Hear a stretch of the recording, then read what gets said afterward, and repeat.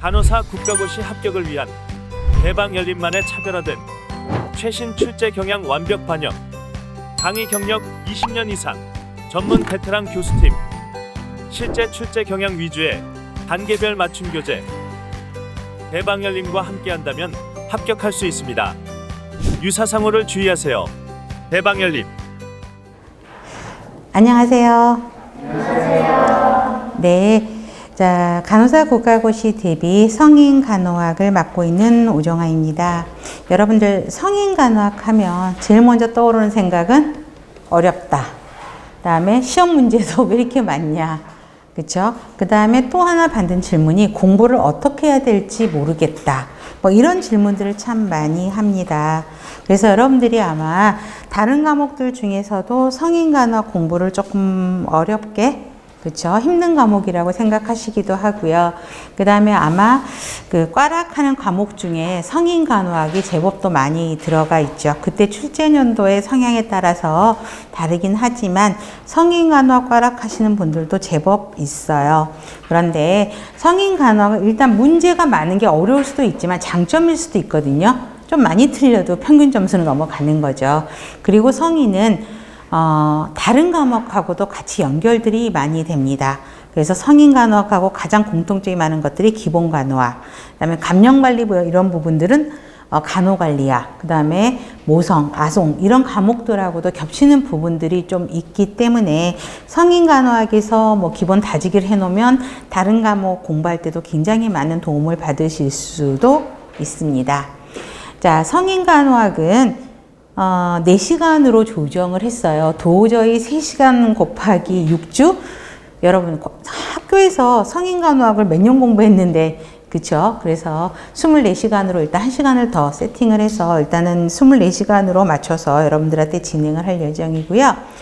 자, 문제집하고 핵심 요약집을 보면 아동간호학에서 설명했던 것처럼 비슷합니다.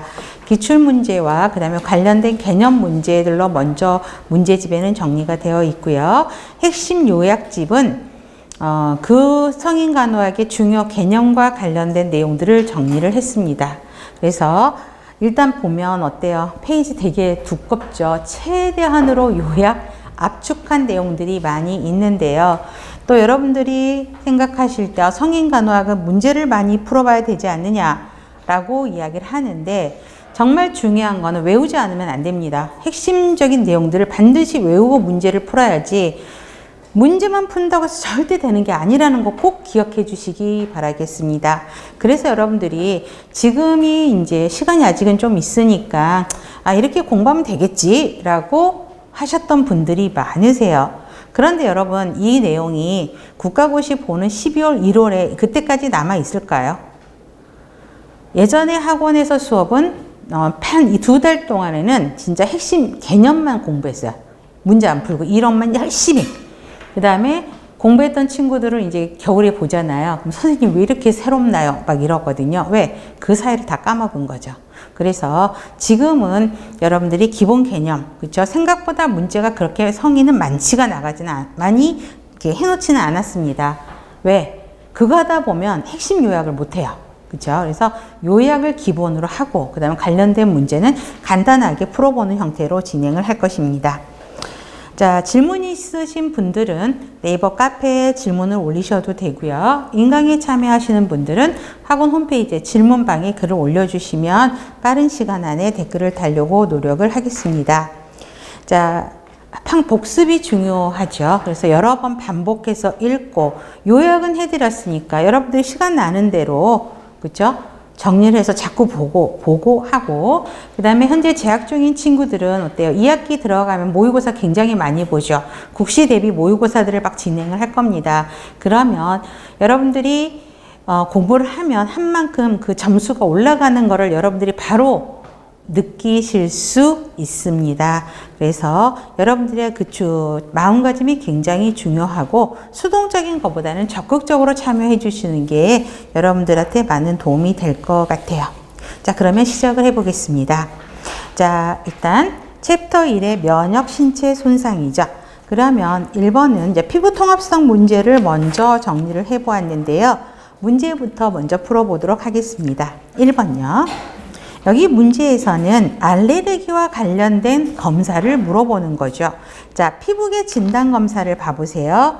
도말은 KOH, 염화칼륨이죠. 그 다음에 챙크 도말, 옴 검사가 있죠. 그래서 염화칼륨 검사는 진균율을 파악하는 검사고요. 챙크 도말은 수포성 장애. 그럼 여기서 말하는 수포성 장애라는 건 뭘 말하냐면 대상포진 같은 거를 이야기합니다.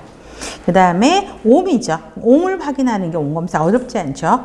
우드 램프예요. 자, 자외선을 반사시키는 수은 램프를 쪼여서 확인하는 방법이고요. 그래서 감염, 진균 감염. 첩포는 첫 번째 땡 별표. 접촉할 때 부딪히면 알레르기를 유발하는 물질을 확인하는 거죠. 그래서 접촉하면 알레르기, 접촉성 알레르기 피부염을 진단할 때 좋은 게 첩포 검사라고 이야기를 합니다. 자, 그 다음에 생검하는 방법들이 있게 되죠. 그러면 1번을 보세요. 알레르기 유발 확인, 또 접촉성 알레르기 피부염 진단 시 하는 검사, 바로 쉽게 나올 수 있죠. 답은 첩포 검사라고 볼 수 있습니다.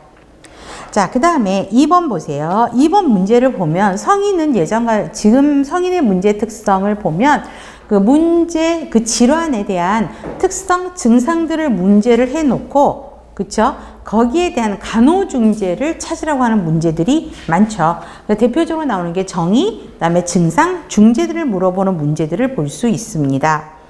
자, 그러면 2번에 왼쪽 옆구리에 통증이 있는데 중요한 핵심 단어가 뭐죠? 수포가 있는 발진이 띠로 일렬로 생겨요. 뭐예요? 대상포진 같은 경우들이 신경을 따라서 쭉 띠가 만들어지면서 그쪽 부분으로 통증이 생기는 게 대상포진이죠. 자, 일단 대상포진이에요. 그러면 자, 요약집 보세요. 자, 대상포진의 정의를 보면 원인은 기억을 하셔야 됩니다. 별표. 바리셀라 조스터 바이러스 잠복기의 수두가 잠복되어 있다가 면역이 떨어지면 재발하는 거거든요. 그래서 이거는 꼭 기억을 하셔야 됩니다. 바리셀라 조스터 바이러스. 그래서 대상포진의 원인균이 무엇인가는 항상 나오는 문제라는 거죠. 기억하시고, 그 다음에 뭐 50세 이후 이런 거보다 수두가 잠복하고 있다가 면역이 떨어지면 생기는 거예요. 그렇기 때문에 면역 기능 저하, 이거는 좀 외우실 필요가 있죠. 증상. 자, 신경절을 따라요. 그러니까 아까 붉은 발진이 생기는데 그게 띠 모양을 이루면서 신경절을 따라 쭉 생기는 거거든요. 그래서 첫 번째 땡 별표. 신경절 기억하시고 양쪽에 생기는 게 아니라 한쪽으로만 생겨요. 그래서 일측성, 수포성 발진. 빨갛게 생기면서 통증을 유발하는 거죠. 근데 그 통증은 여러분 심하다는 건 아시죠? 물론 통증을 겪는 분들에 따라서 틀리긴 하는데 저희 집에 있는 남편도 대상포진에 걸렸거든요. 근데 이 사람은 그냥 넘어가더라고요. 참을만 하다. 근데 저희 가족 중에 또 다른 분이 대상포진에 걸렸는데 거의 아파갖고요. 병원에 입원하시는 분도 있었거든요. 그렇기 때문에 통증이 그냥 심하다 정도만 알고 계시면 되고요. 염증이 아까 한쪽에만 생긴다고 그랬죠. 수포도. 그래서 일측성, 이게 항상 시험 문제. 그 다음에 뭐 신경을 따라 띠 모양 꼭 기억을 하셔야 되겠죠. 자, 그래서 바이러스 검사를 해야 되겠죠. 그래서 챙크 도말 검사, 바이러스 도말 검사. 자, 치료 및 간호 중재는 머스트로 갑니다. 자, 염증이에요. 그럼 여러분, 항염제가 뭐죠? 스테로이드죠. 코르티코스테로이드가 항염제죠. 그러니까 기본으로 항염제가 투여가 되겠구나. 그 다음에 원인균이 바이러스죠. 조스터 바이러스죠. 그렇기 때문에 약은 항바이러스 제제, 항생제가 아닌 항바이러스 제제들이 투여가 돼야 되겠죠. 그래서 사이클로비어가 투여가 돼야 되고요. 되게 가렵고 아프죠. 가려우면 어때요? 항히스타민제가 투여가 되었죠. 히스타민이 분비가 되다 보니까 되게 가려워요. 항히스타민제가 투여가 되고요. 아프니까 심한 통증이니까 진통제가 투여되겠죠.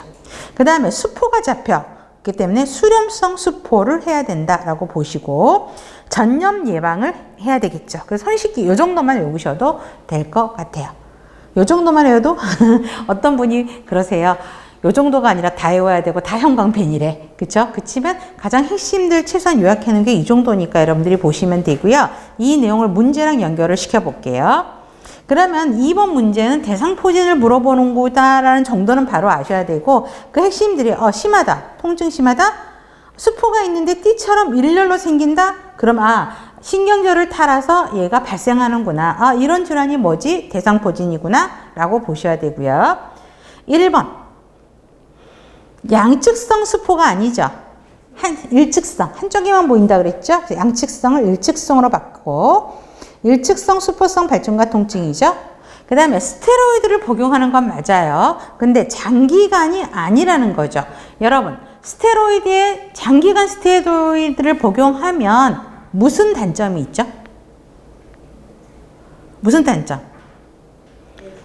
염증이 있는 거를 얘가 숨기죠. 그쵸? 그렇기 때문에 항염 효과를 은폐해버리죠. 오랫동안 써버려. 염증이 있는데도 약을 계속 쓰다 보니까 염증을 덮어버려요. 그렇죠? 그런 문제점이 발생하기 때문에 스테로이드를 복용한다는 건 맞는데, 그쵸? 장기간은 아니라는 거. 장기간 이 말 들어서 틀린 거고, 원인은 바르셀라 조스터 바이러스다. 맞죠? 그 다음에 증상을 완화하기에 항생제에 틀린 거죠. 항바이러스 제제가 투여가 돼야 되고요.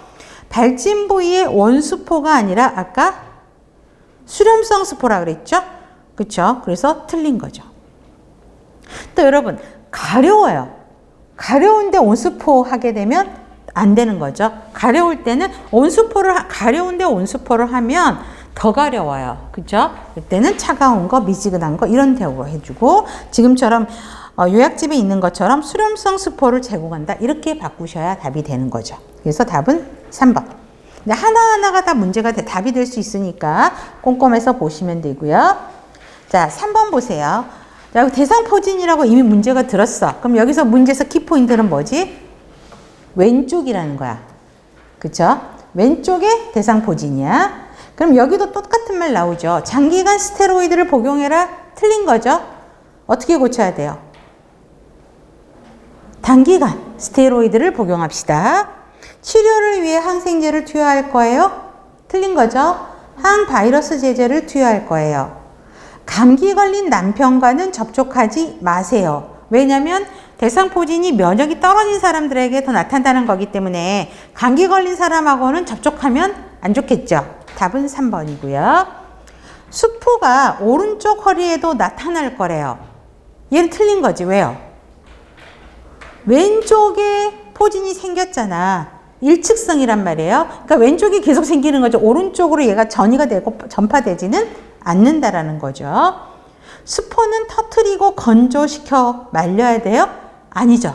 그래서 답은 3번이 되는 겁니다. 자, 4번. 피부에게 가장 흔하게 발생하는 암이 뭐죠? 그냥 피부암이죠. 편편산비세포암. 자, 피부암을 이야기하고 있습니다. 자, 그러면 요약집 볼게요. 피부암을 이야기하는데 말 그대로 피부에 생기는 암이야. 그러면 위험 요인에서 가장 많은 게 뭐냐면 자외선의 노출이 핵심 단어예요.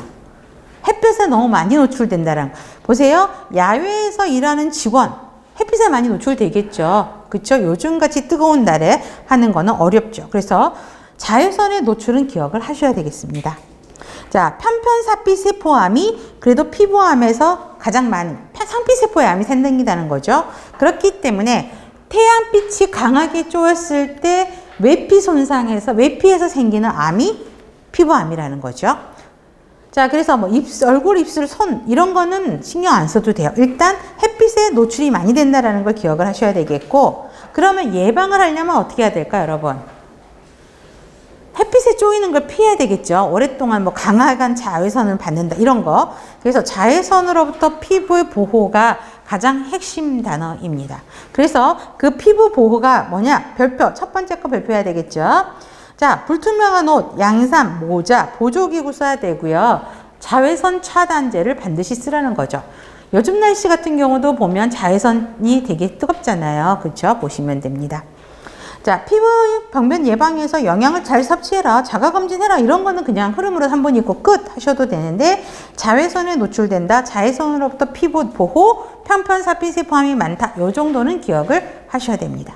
그럼 4번 보세요. 편편사피세포암에 걸릴 위험이 가장 높은 사람 4번. 프로골퍼 선수들은 무조건 햇빛에 나가서 골프 치는 거잖아요. 그렇기 때문에 건강하게 새까만 그을린 피부들이 많이 있잖아요. 노출되기 쉽죠. 4번입니다. 자, 5번입니다. 자, 5번은 욕창 문제와 관련되어 있고요. 먼저 요약지. 자, 아무래도 욕창은 어떤 환자한테 많이 생기죠? 베드리든 환자, 누워있는 와상 환자들한테 욕창들이 많이 생기죠. 또 특히 뼈가 돌출되어 있는 사람들한테 많이 생기는데, 자, 욕창이 1, 2, 3, 4단계 구별, 이거는 기본으로 갖고 갑니다. 머스트입니다. 자, 욕창은요, 기본 간호학에서 굉장히 자세하게 다룰 겁니다. 여기는 정의만 일단 보죠. 1단계는 피부 손상 없어요. 그냥 홍발, 좀 빨개져 있는 거. 2단계는 중요한 건 뭐예요? 수포가 잡힌다는 거죠. 3단계는 표피, 진피를 다 입는 손상이 있으면서 근막 이하 침범은 없다라는 거. 4단계는 거기까지도 건이나 관절낭까지도 침범하는 4단계입니다. 그래서 시험 문제는요, 가장 기본적인 이 욕창의 기본 문제는 상황을 딱 풀어놓고 몇 단계냐. 그 다음 문제는 이 단계에 따른 치료 방법이 뭐냐. 기본에서 보시면 또 그거에 대한 드레싱은 어떻게 해야 되느냐. 이렇게 나가는 거거든요. 자, 그럼 5번 볼게요. 80세 여성 환자니까 표피가 얇은 노인이에요. 욕창 생기기 더 쉽죠.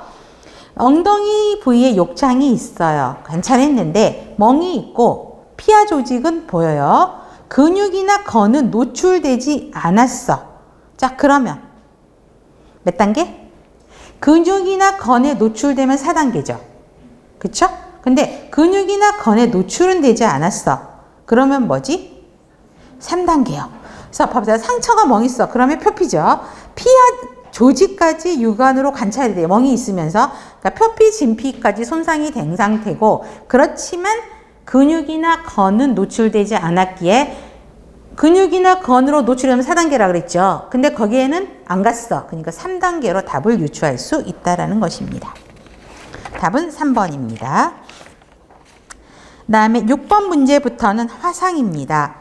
자, 1 요약집. 화상의 병태 생리는 여러 가지로 나타나게 되는데 제일 중요한 거는 수분과 전해질의 이동, 이 부분은 머스트로 갑니다. 자, 일단 화상을 입으면 혈관이 수축하고 그 부분이 이완을 하죠. 그러다 보니까 모세혈관 투과성이 증가가 됩니다. 그러다 보니까 그쪽으로 몰리죠. 투과성이 높아지니까 뭐죠? 수포가 잡히고 부종이 일어나게 됩니다. 그래서 저혈량성 쇼크, 핍뇨가 발생을 하게 됩니다. 또 우리가 세포가 파괴된다 그래요. 그러면 세포 안에는 이게 세포예요. 자, 세포 아니야. 세포에는 어떤 전해질이 많이 있죠? 세포 안에. 세포 안은 K가 많이 있고요. 세포 바깥에는 나트륨이 많이 있어요. 그쵸? 근데 세포가 손상이 되네? 그러면 K가 밖으로 빠져나와. 얘가 세포 손상이 됐으니까. 그럼 밖에 있던 NA가 안으로 들어가기 쉽겠죠. 그러면 화상을 입고 피부 손상이 일었어. 그럼 K가 어떻게 돼? 얘가 세포고 얘가 혈중이라고 생각을 해요. 그러면 K가 다 빠져나오니까 K는 떨어지는 저칼륨 혈중.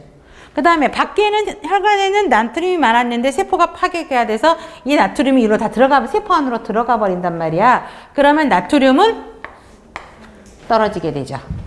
응? 자, 그래서 여기도 보세요.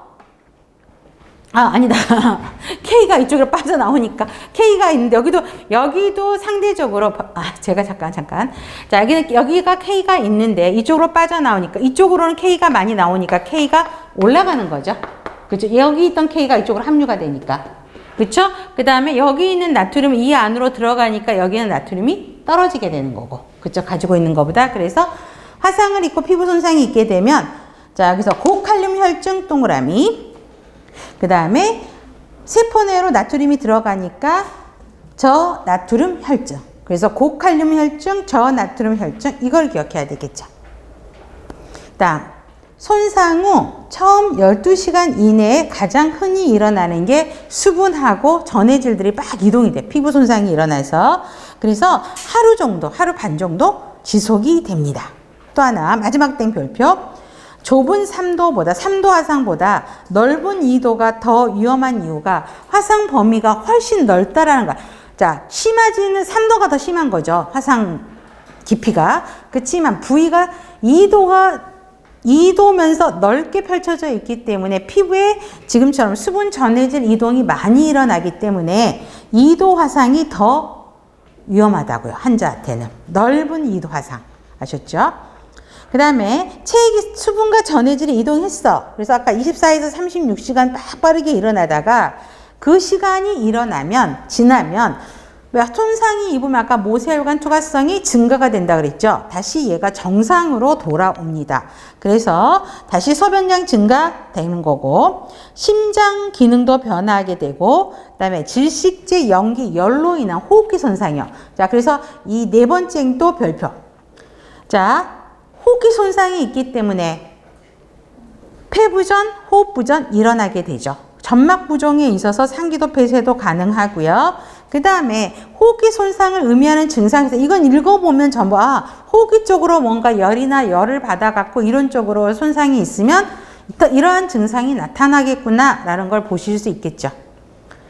다행히 피부 통합성 변화 일어나게 되고 면역 기능 떨어지게 되고 그 다음에 또 하나 쿨렌 얼서죠. 위장관 미란 별표하세요. 자, 스트레스를 많이 받게 되죠. 피부가 화상을 입게 되면. 그래서 자, 점액 생산도 감소되고 스트레스에 대한 반응으로 위액 분비는 증가하게 되죠. 그렇죠? 그 다음에 저혈당성 쇼크도 나타날 수 있기 때문에 그런 문제로 위장관계 문제가 발생하게 됩니다. 그래서 위장관계로 가는 혈액 공급들이 잘 일어나지 않기 때문에 쿨링 얼서, 위장관 미란이 발생하게 됩니다. 그래서 화상이 있을 때 쿨링 얼서 있다라는 걸 조금 기억을 해 놓으실 필요가 있습니다. 그 다음에 화상의 법칙, 구분의 법칙은 들어보셨을 겁니다. 자, 머리와 몸통, 머리, 목은 9%, 몸통 앞은 18%, 몸통 뒤도 18%, 상지 각각 9예요. 그 다음에 하지는 각각 18%, 회음부는 1%를 해서 화상 범위를 축적하게 됩니다. 그 다음에 화상의 깊이는 부분 화상과 전신 화상 나눠지는데 1도. 자, 표피 손상 없어요. 창백한 정도. 통증 있어요. 2도는 물집이 잡히게 되죠. 그 다음에 통증 심하고 3도는 손상들이 다 오면서 무통, 감각을 느끼지 못하죠. 너무 심하면 통증을 느끼지 못하는 문제들이 발생을 합니다. 자, 그러면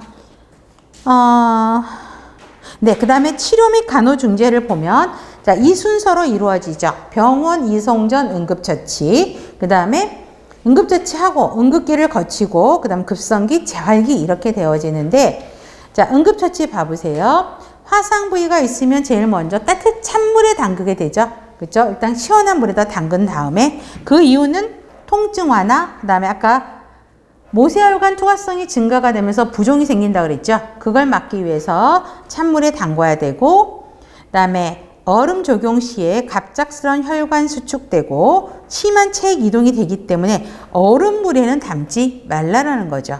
그래서 여러분들이 가장 우리가 부엌에서 여자들 부엌하다가 화상 많이 입잖아요. 그럼 제일 먼저 해야 될 게 찬물에 갖다 먼저 데시는 게 제일 좋습니다. 그 다음에 나머지는 그냥 보셔도 되고 호흡기 손상이 있게 되면 어때요? 기도 유지부터 먼저 하시는 건 우선순위인 거죠. 그 다음에 응급기 보세요. 첫 번째 땡별표 기도와 호흡을 적절하게 유지하는 게 가장 중요합니다. 그런 다음에 이제 수액 공급하고 화상 부위가 어떤지 이런 것도 확인을 해야 되고요. 화상으로 인한 쇼크가 발생하게 되죠. 왜요? 수분 전해질 방 이동이 있다 보니까 저혈량 속 쇼크 아까 발생한다 그랬죠. 거기에 대한 치료들이 이루어져야 되죠. 대표적인 게 뭐예요? 수액 치료 등이 이루어져야 돼요. IV 요법들이 이루어져야 되고 통증 관리해야 되고 그다음에 화상 부위를 높게 해요, 낮게 해요. 화상 부위를 심장보다 높게 한다 별표 하셔야 되죠. 그 다음에 급성기죠. 감염, 피부 손상이 있기 때문에 감염 예방, 그 다음에 적절한 영양 유지, 기도 개방 해주셔야 되고요. 그 다음에 경축 일어나죠. 화상 일어난 부위에. 그래서 기능적 자세를 이용을 하도록 하는 게 좋고 우리 화상 환자들의 그 침상에서 그 침상의 이불이 그 화상 부위에 닿지 않도록 사용하는 도구가 뭐였죠? 혹시 아시는 분들? 크레들, 그쵸? 이거는 또 기본에서도 나올 건데, 크레들을 사용해서 화상 부위에 환자 입을 옷들이 직접적으로 닿지 않도록 크레들을 사용해서 피부들을 보호하셔야 되는 거죠. 자, 청결 유지해야 되고, 그 다음에 변연 절제술이 뭐죠? 죽은 조직 긁어내는 거. 죽은 조직이나 괴사 조직이 있으면 긁어내는 변연 절제술 드레싱을 통해서 해야 된다라고 보시면 되겠고요. 재활기요. 자, 경축 예방이 가장 우선은 아니지만 경축 예방을 위해서 해야 되는 게 체위 유지해야 되죠. 그 다음에 부목으로 교정하고, 운동하고 조기 이상하고, 치료적 체위를 또 만들어야 되죠.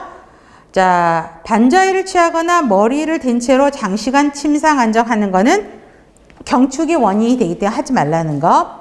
부목 고정해야 되고요. 관절 가동 운동해야 되고, 독립성 증진, 반응이 생기지 않도록 해야 된다라는 정도로 여러분들이 정리하시면 될 것 같습니다. 자, 그럼 6번 볼게요. 화상 범위 계상하는 라인, 구의 법칙을 이야기합니다. 자, 그러면 보세요. 얼굴과 목이네. 그러면 몇 프로죠? 9.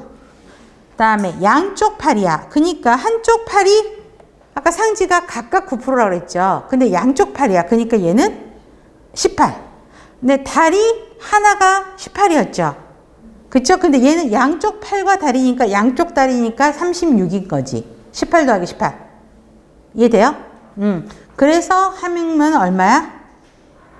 63%가 되는 거예요. 답은 그래서 5번이 되는 겁니다.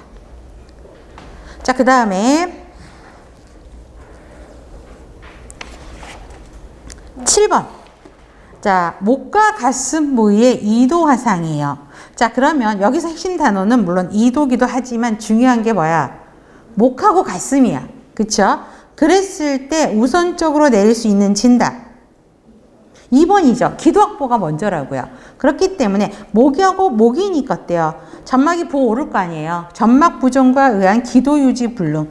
왜냐하면 목하고 가슴에 화상을 입었을 경우는 가장 먼저 기도에 이 열이 침범했을 가능성이 높기 때문에 기도 확보가 가장 우선적으로 돼야 되는 겁니다. 그렇기 때문에 관련된 간호진단은 2번이 되겠습니다. 자, 8번. 체표면 30% 이상 화상을 입었대요. 자, 화상을 입었어. 근데 문제를 보세요. 기도를 이미 확보했네. 그쵸? 그 다음에 적용할 수 있는 간호가 뭐냐는 거지. 이미 기도를 확보했어. 숨을 쉬게 해놨어. 그 다음에. 그렇죠. 화상으로 인해서 아까 저혈량성 쇼크가 발생한다고 그랬죠. 그래서 쇼크 예방 간호가 이루어져야 된다는 거죠.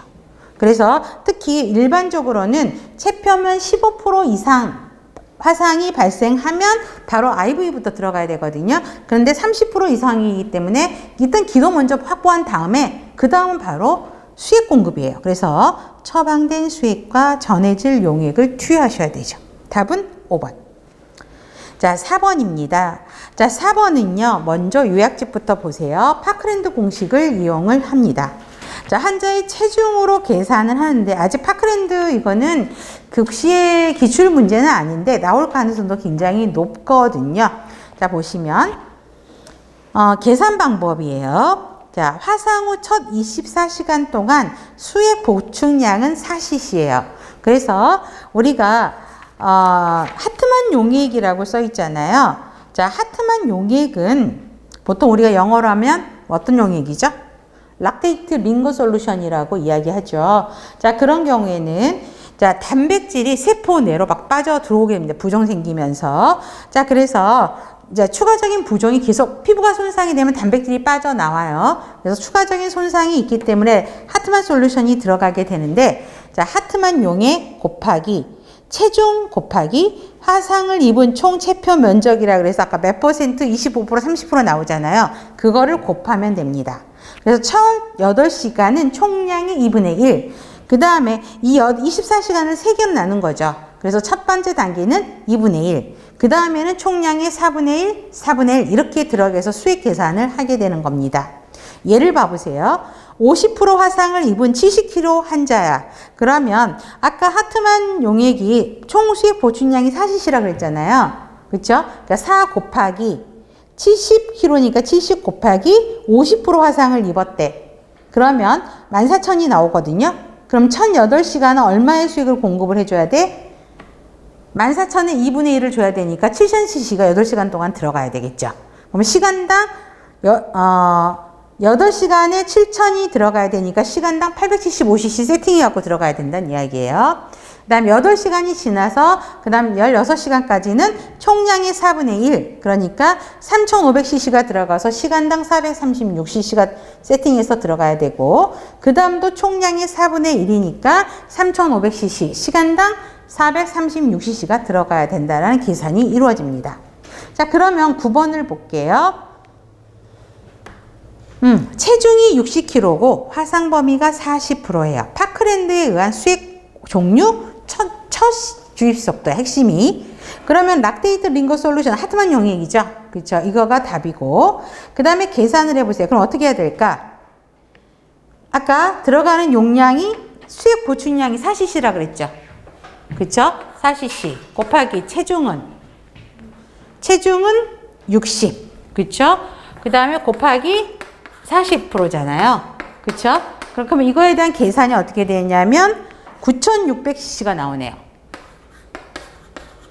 그러면 지금 문제가 뭐예요? 첫 주입 속도를 물어보는 거야. 그럼 총 주입량의 몇 분의 1? 2분의 1이죠. 그렇죠? 그러니까 얼마지? 9,600 해서 나누기 2 해야 되겠지. 요거에 2. 그러면 계산이 얼마지? 4,800이죠. 이거 계산하면. 그죠? 8시간 안에 4,800cc가 들어가야 돼. 8시간 동안. 그쵸? 그러면 이거는 시간당 얼마야? 4,800을 또 8로 나눠야 되겠죠. 그쵸? 그렇기 때문에 얼마? 시간당 600. 86, 48. 이렇게 되는 거지. 이해돼요? 그래서 답은 5번이 되는 거죠. 그래서 자, 시간당으로 계산이니까 600인 거고 지금은 아까 8시간으로 하니까 4,800이 되는 거죠. 그러면 여러분 만약에 8시간이 지나서 8시간에서 16시간에 그 다음 처음에 시간당 600cc를 줬어요. 8시간 동안. 그럼 질문 바꿔요. 그 다음 단계는 시간당 얼마를 줘야 됩니까? 이렇게 물어보면 이거의 반액이겠지. 300. 그쵸? 그렇게 들어가야 되겠죠? 10번입니다. 자, 35% 2도 화상을 입었어요. 자, 24시간 이내예요. 그러면 24시간 이내는 어느 단계에 속할까? 아까 유인물에서 음극기에 속한다고 보시면 되죠.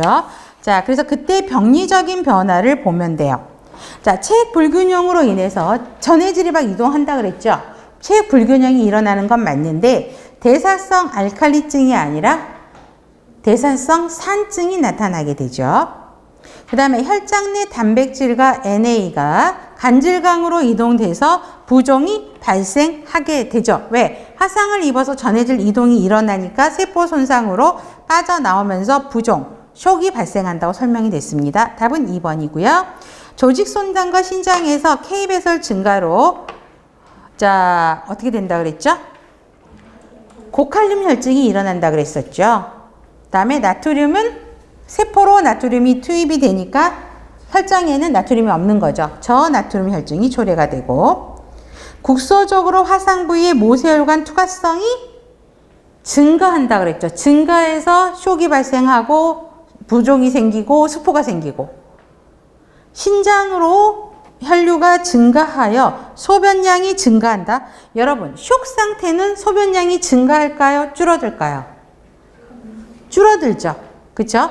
그런데 24시간 지나서 아까 36시간이 지나면 다시 모세혈관 투과성이 증가가 돼서 정상으로 돌아온다 그랬죠. 그렇기 때문에 5번 문항은 뭐지? 24시간 지난 이후의 상황을 이야기를 하고 있는 것입니다. 그래서 답은 2번이 되겠습니다. 자, 그러면 아까 우리가 안 풀었던 문제 기출 볼게요. 3페이지 문제. 욕창 부위 상태 단계를 물어보는 거죠. 자, 그러면 4 곱하기 3이고 3시 방향이고 가장 핵심은 뭘까? 깊이죠. 그러면 진피 전층이 소실됐고 피하 조직이 손상까지 있고 건과 근육은 노출되지 않았대. 그럼 몇 단계? 건과 근육까지 노출됐으면 4단계라고 그랬죠. 근데 표피, 진피 다 손상이 됐는데 건과 근육은 노출되지 않았으니까 3단계인 거죠. 자, 2번 대상포진 환자 교육이에요. 수포는 양측성이 아닌 일측성. 장기간인 스테로이드가 아닌 거죠. 일시적으로 단기간 써야 되고 개인위생으로 재발을 예방할 수 있다? 아니죠. 내가 개인위생 깨끗이 손 씻기 잘한다 그래서 대상포진 안 걸려요? 그러는 건 아니죠. 예방할 수 없고요. 증상을 완화하기 위해서 항생제 복용이 아닌 항바이러스 제제가 투여가 돼야 되고요. 면역이 떨어진 사람과 접촉하지 당연히 안 해야 되겠죠. 감염 방지를 위해서 해야 됩니다. 답은 5번. 자, 뜨거운 물로 양쪽 손등에 화상을 입어 피부에 발적이 보이고 아파요. 우선적인 간호중재, 화상이죠. 그럼 제일 먼저. 그렇죠. 냉스포 적용이죠. 자, 뜨거운 물에 열 화상인 거잖아. 그럼 얘는 몇 도 화상이지? 발적만 보이고 통증이 있대. 약간의 통증. 1도 화상이야. 그렇기 때문에 응급처치는 제일 먼저 찬물에 담그라 그랬죠. 그래서 냉스포 적용 이게 맞습니다.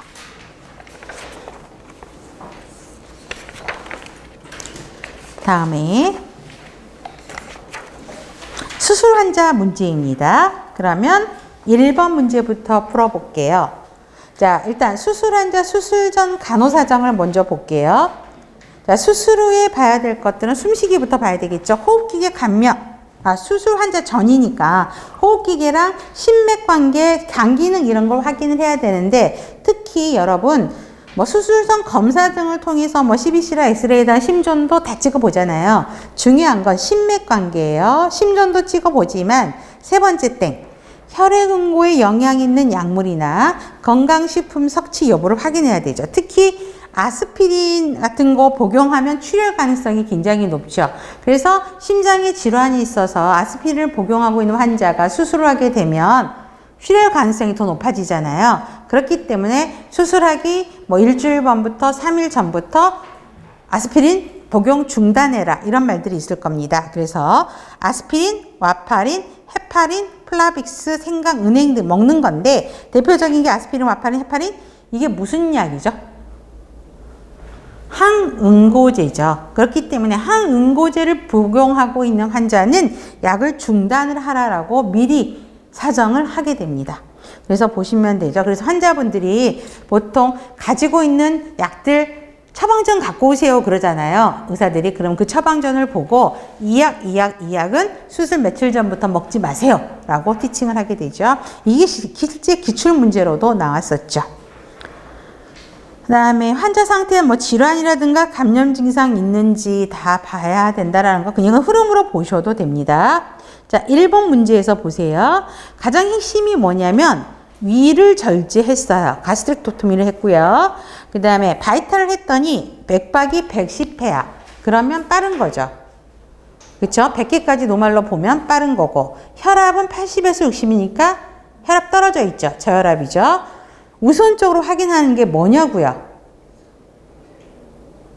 자, 혈압이 떨어져 있어요. 빈맥이에요. 그 다음에 또 하나 의식도 떨어져 있네. 그쵸? 이게 핵심 단어죠. 어떤 상황일 때 이렇지? 출혈. 그쵸? 출혈이기 때문에 뭘부터 확인해야 될까? 배핵관부터 확인해서 배핵관에 얼마나 많은 피들이 배액되고 있는지부터 확인을 해야 되죠. 그쵸? 답은 5번입니다. 그래서 그런 문제들의 핵심 단어를 보면서 출혈로 인한 저혈당성 쇼크 증세구나 라고 판단을 해야 돼요. 그럼 출혈을 확인할 수 있는 게 뭐야? 배액관부터 확인을 해야 되는 거죠. 답은 5번입니다. 자, 2번은 척수 마취를 이야기합니다. 자, 요약집. 자, 척수에 마취를 해서 자극을 줄이는 거죠. 자, 천자 부위 요추 L34 이거는 기억을 해야 되고요. 자, 마취 반응 보세요. 투약 후면 1, 2분 내에 효과가 시작돼서 그쵸? 감각이 떨어지는 거죠. 자, 합병증 및 간호 별표 많이 하세요. 합병증 및 간호의 별표 많이. 자, 척수 마취는 시험 문제는요. 이 합병증이 시험 문제 나옵니다. 그래서 저혈압이요. 자, 일단 저혈압이 생기면 에페드린, 에피네프린 투여해야 되고요. 그 다음에 호흡마비도 올 수 있습니다. 그 다음에 모든 약의 부작용은 오심부터죠. 제가 학교 수업도 하는데 학생들한테 그래요. 무슨 약의 부작용을 물어볼 때, 자, 얘들아, 오심굿도 빼고 부작용을 이야기해봐. 그러면 얘들이 아무 말도 못하죠. 그렇기 때문에 오심굿도는 대부분 들어간다 보고요. 그 다음에 저혈압은 꼭 기억을 해야 돼요. 저혈압 불표. 그 다음에 두통 꼭 기억해야 돼요. 아까 척수 마취를 하게 되면 내 척수액이 빠져나오게 되는 문제가 발생합니다. 그래서 내 척수액 출혈 증상, 유출 증상으로 두통이 나타나게 돼요. 그래서 헤드액을 굉장히 많이 호소합니다. 두통 별표. 자, 그럴 때 두통이 없게 하려면 어떻게 해야 된다고? 베개 없이 머리 반듯하게 하고 누워 있으라고요. 그쵸? 그 다음에 수분 권장하게 되고, 하반신 감각마비가 있게 되죠. 마취해서 풀리면 다 돌아오는 건데, 그래서 꼭 기억해야 될 게 뭐다? 저혈압, 호흡마비, 두통. 그 다음에 척수 마취했을 때 두통이 생겼을 때 자세 꼭 기억을 하셔야 됩니다. 이거는 계속 반복할 거예요.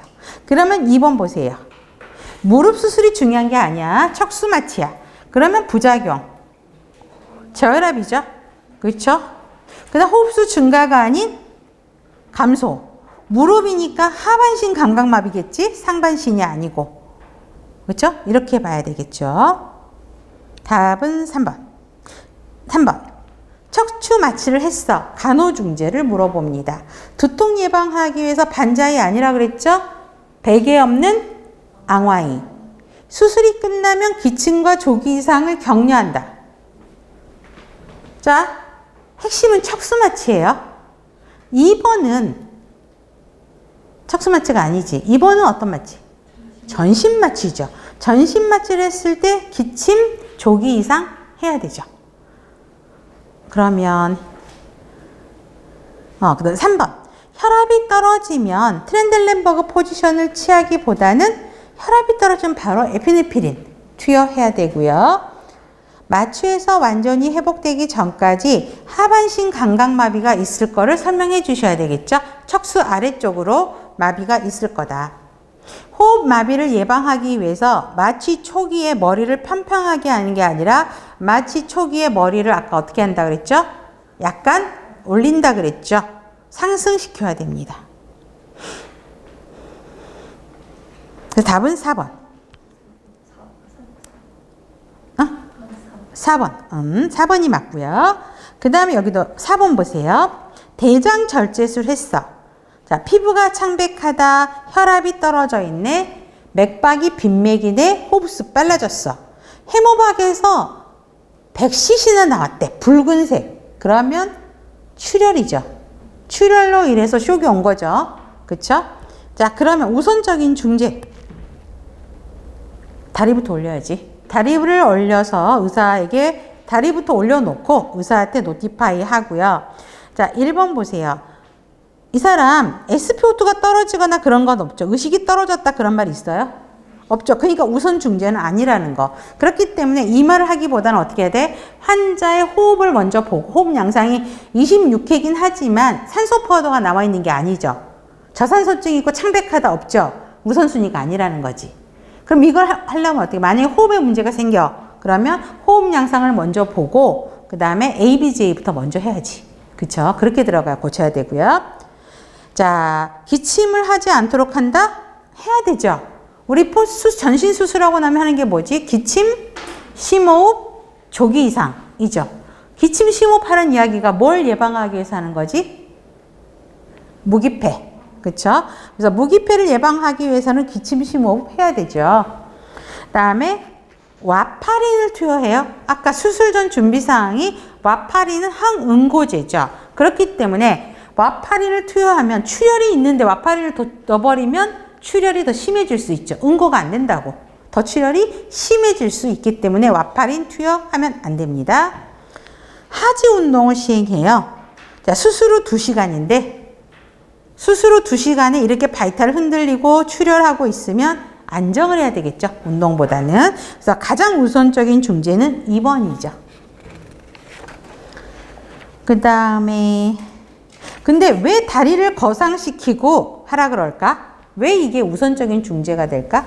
뭘 유지하기 위해서? 출혈이기 때문에 혈압 떨어져 있죠, 지금. 혈압이 지금 얼마로 떨어져 있죠?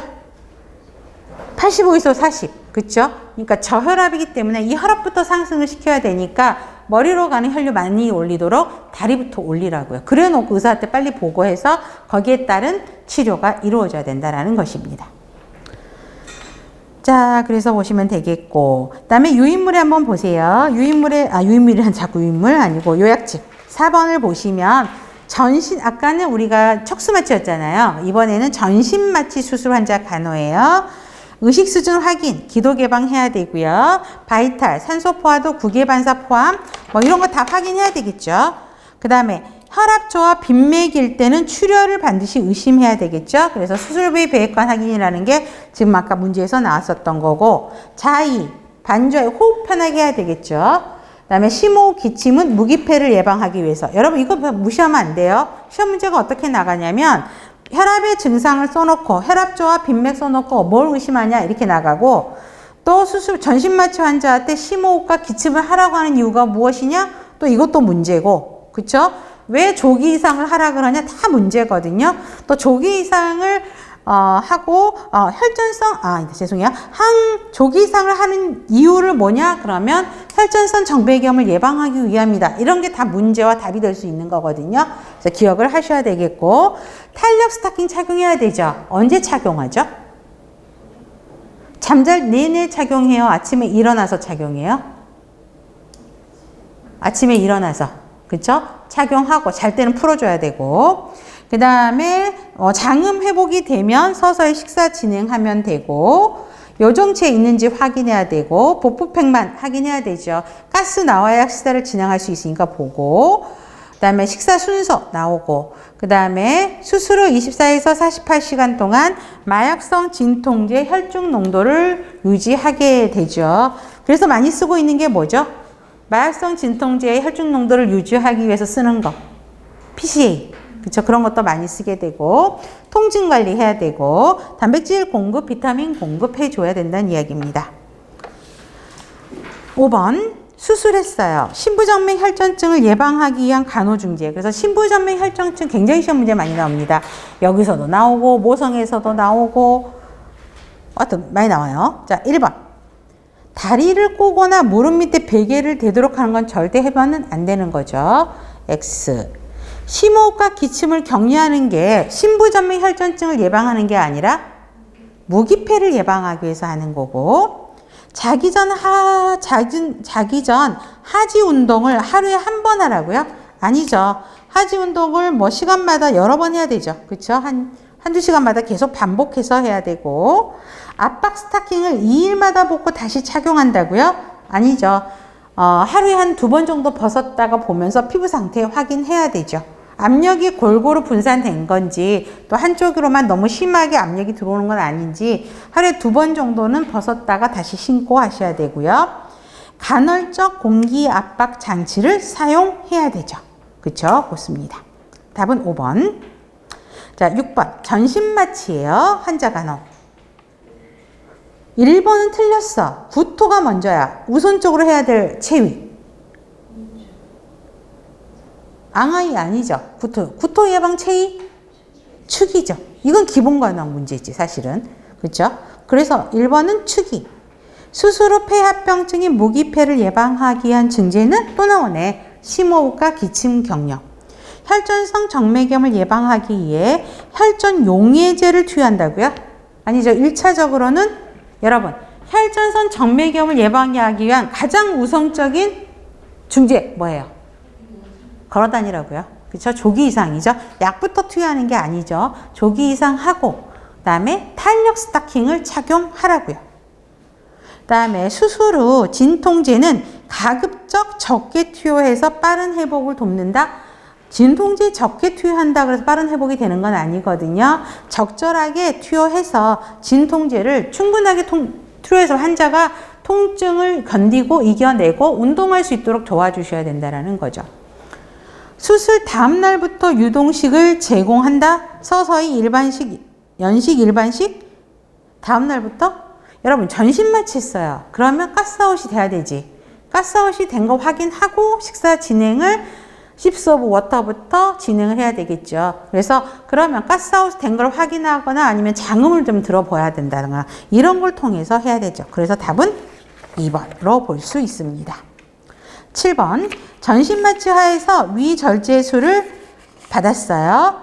자, 그러면 2일이 지난 환자가 복부 불편감 호소하고 복부 팻만을 이야기하고 있대네. 그러면 우선적으로 해야 될 거 장음부터 확인해야 되죠. 전신 마취하면은 연동 운동이 감소되죠. 그로 인한 합병증이 나타나서 가스 확인 이런 것들을 해야 되죠. 그래서 장음부터 확인을 해야 된다라고 보시면 되겠고요. 자, 그러면 다시 기출 문제로 가서 6페이지. 수술 환자 문제 기출. 1번. 위암 수술 환자의 출혈 위험을 줄이기 위해서 수술 전에 투약 중단을 고려해야 되는 약물. 1번이죠. 플라빅스. 그렇죠? 얘는 혈소판 제제거든요. 그렇기 때문에 출혈 위험이 있기 때문에 반드시 플라빅스를 복용하고 있는 환자는 이걸 중단을 하고 수술을 들어와야 되죠. 프로세마이드는 무슨 약이지 우리? 그거는 알고 있어야지. 이건 기본으로 성인에서. 프로세마이드 상품명. 라식스. 그럼 무슨 약? 이뇨제. 그쵸? 오메프라졸. 산분비 억제, 위산분비 억제제. 프로프라놀롤. 이거 어느 질환에서 제일 많이 들었을 텐데, 프로프라놀롤? 고혈압. 고혈압, 협심증, 부정맥 치료제예요. 압을 줄이는 거지. 고혈압, 협심증, 부정맥 치료제. 아세토아미노펜은 다 알죠? 뭐지? 해열 진통제. 자, 여러분, 아미노펜에 소염제 들어있어요? 소염, 염증을 줄여주는 거? 없어요. 그쵸? 타이레놀이잖아요. 타이레놀은 해열, 열 떨어뜨리고 통증만 조절해 주는 거지 염증을 줄여주지는 않는다고. 아셨죠? 그래서 해열 진통제. 답은 1번. 2번. 똑같네. 똑같은 문제를 제가 문제를 막 바꾸고 옮기면서 패턴을 이번에 좀 바꿨거든요. 기출문제를 앞으로 하다 보니까 2번은 지금 똑같은 문제죠. 아까 7번 문제랑 거의 똑같죠. 예, 똑같은 문제예요. 그래서 답은 2번인 거죠. 장음부터 확인을 하셔야 되는 거죠. 네, 수고하셨고요. 잠깐만 쉬었다가 다음 거 진행하도록 하겠습니다.